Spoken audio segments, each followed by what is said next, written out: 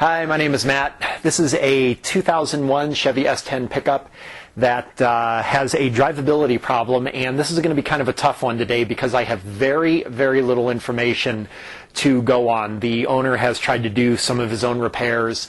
In the process, eliminated the check engine light, so I have no freeze frame data, no check engine code, nothing. All I know is that it hesitates off the line pretty bad, seems to have some occasional misfires. Other than that, drives pretty well. But we drove it around a bit, tried to get the check engine light to come on, could not do that. So I'm just going to go ahead and just go blind and, see what I can find. So come along with me, maybe you can help out. As usual, I've brought out my trusty AutoTap home mechanic scan tool here, and this is going to be a very tough problem to solve without some type of scan tool data to give a direction, since I've got no check engine light codes, no freeze frames. The only thing I know is the owner has changed the plugs, wires, and distributor cap. Seems everybody does that as a guess. The only benefit he got from that is maybe a little better fuel mileage because his wallet is now lighter, but didn't make any difference as far as his hesitation and stumbling and occasional misfire when the engine is warmed up. He says when the engine is cold, it actually runs great, but once it warms up, that's when it really starts acting up. So I'm thinking this could be a closed loop phenomenon, maybe bad sensor or something like that, where when the sensor is being used, when the engine is warmed up.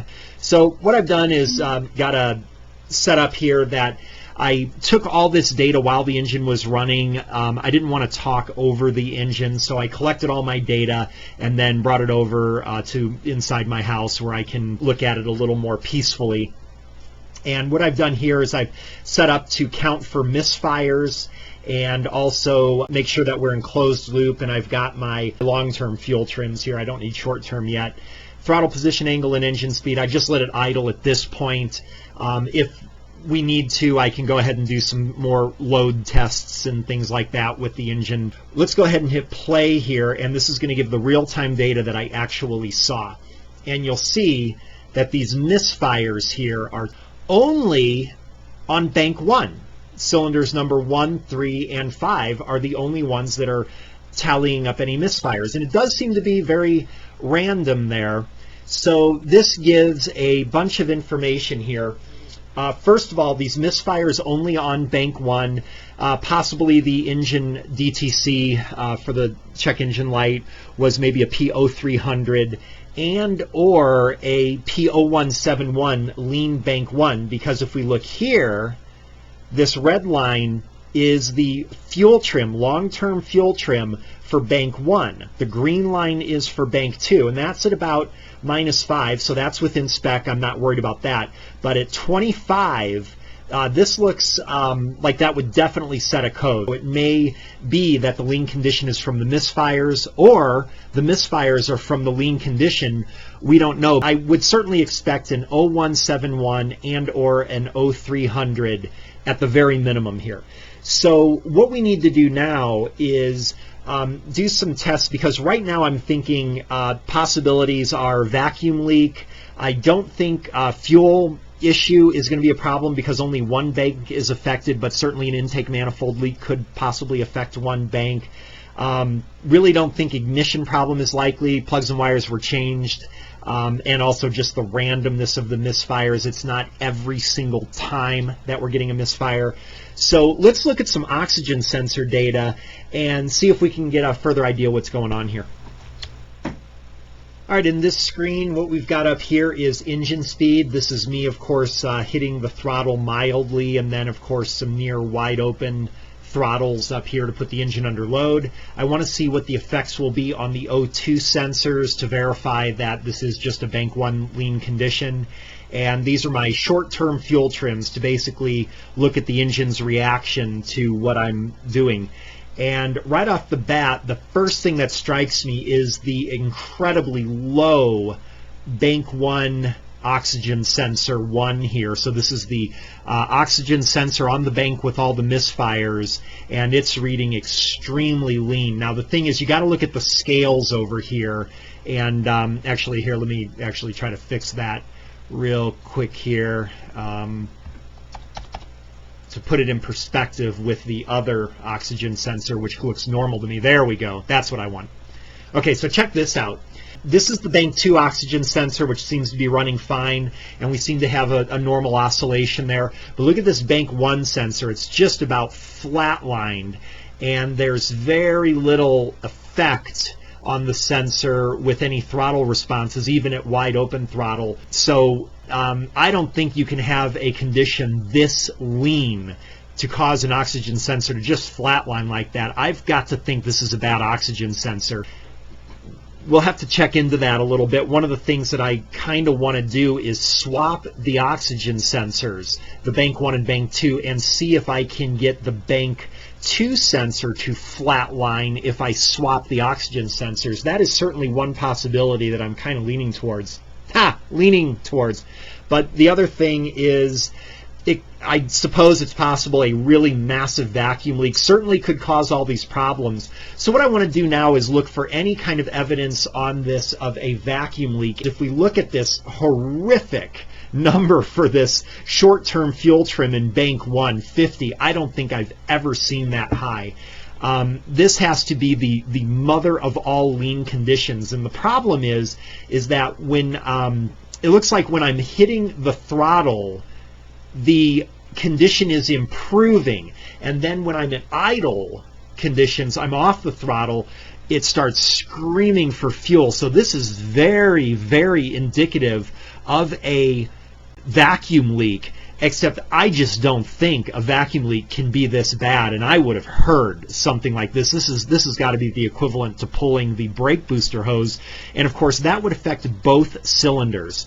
So here is the plan of action. To test for a vacuum leak, what I typically do is take some propane and I start spraying around the intake manifold, especially on the bank 1 side, since there clearly would only be a bank 1 leak that would cause this. So I'm going to go ahead and do that. But before I do that, I always put some propane into either the brake booster vacuum or just in, if I can access it, just into the air intake, just to make sure that the oxygen sensors respond. The idea is that in the presence of propane, if the vacuum leak sucks in the propane, you should see your fuel trims and your oxygen sensors all indicating rich. And if you are spraying around the intake manifold and you suddenly find that your fuel trims decrease or your oxygen sensors increase, either of those are indication you have found your leak, because the sucked in propane is causing a rich condition. So I think that's what we're going to do next, and just see if these oxygen sensors respond to propane. So the best way to do this on this particular vehicle, because the airbox is enclosed, it's just going to be quickest to just disconnect the brake booster, go ahead and stuff in some propane. This way I also keep the vacuum on here sealed, and then I can turn on and off the propane very easily while the engine is running. I'm going to go ahead and fire this up, and we'll look at the scan tool data when we're adding propane and see what it looks like. So here's what I got from the propane test. Up top here is the oxygen sensor bank 1, sensor 1, and this is in red, oxygen sensor bank 2, sensor 1, and also in green I've got bank 2, sensor 2 by accident, so you can just ignore the green line. But right here I added some propane, and you will see that the oxygen sensor on bank 2 went rich. No effect on bank 1. Here I added some propane and then immediately pulled the propane tank from that brake booster hose to create a rather significant vacuum leak, and you'll see that I just bottomed out the bank 2 oxygen sensor. Really doesn't seem to have that much difference on bank 1. And then I immediately plugged in and added propane again, went rich again, and again bank 1 sensor really didn't seem to have any effects. So at this point it looks like this oxygen sensor on bank 1 is dead. So it's possible also there could be a bank 1 leak, a vacuum leak, but the problem is if the oxygen sensor is dead, then I have no way of detecting that vacuum leak, because even if I find it, the oxygen sensor on bank 1 won't react, will it? So obviously there is an issue with this oxygen sensor. But just also to make absolutely sure, what I'm going to do is I'm going to switch these oxygen sensors from bank 1 and bank 2 and see if I can move this problem. And if I do that, this does two things. First of all, it verifies the oxygen sensor problem, which I think is already verified. But the other thing is this could possibly be due to an electrical problem, could be due to a PCM problem. If I swap the oxygen sensor banks and this problem moves, that's 100% confirmation, new oxygen sensor.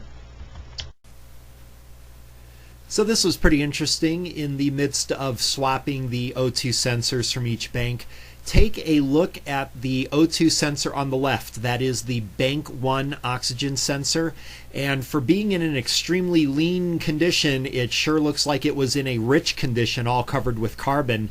And the reason for that is because if that O2 sensor is bad and it is detecting what it thinks is a lean condition when it really isn't, it will make the computer call for fuel and cause a rich condition. So this can be a little bit confusing. Compare it with the oxygen sensor on bank 2, which looks about normal for its age, and we can see that bank 1 really was a rich condition and not a lean condition. So if there were a actual leak in the intake manifold or something affecting bank 1, or also an exhaust leak ahead of the oxygen sensor could also certainly cause a lean condition, it would have to be pretty extreme to give the scan tool data we saw. But also, except for the misfires, I would not expect to see the oxygen sensor dark like this. So it is rich, not lean. All right, let's check this out. O2 sensors have been swapped from each bank, and I'm going to hit play here, and look at this. We're starting to get misfires tallying up in bank 2 now.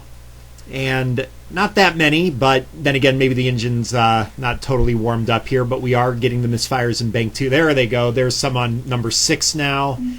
And also, the telltale thing is right here. We see that now bank 1 has the normal oxygen sensor oscillation and bank 2 totally dead.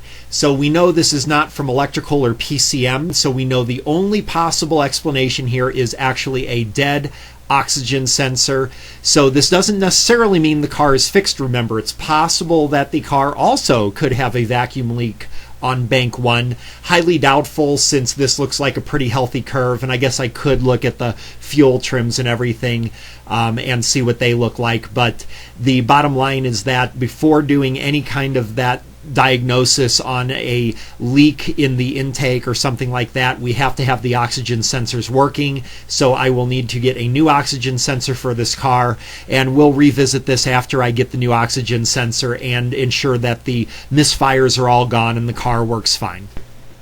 So now the oxygen sensor that was in question has been replaced, and you see immediately at the bottom of the screen, this is clearly a good trace on both oxygen sensors, so the car is clearly fixed. Also notice that the fuel trim here, which was running high, I'm going to go ahead and hit play here. Also notice no more misfires, but notice that the fuel trim is decreasing over time, and it has decreased previously right at the warm-up. And that's because now that everything is working and the oxygen sensor is functioning, it's detecting that there was indeed a rich condition, so it is reducing the fuel trim now so that the condition is going to be more normal. And the swapping of the oxygen sensors, of course, indicated it could only have been a bad oxygen sensor. It ruled out an exhaust leak or intake manifold leak or wiring problem.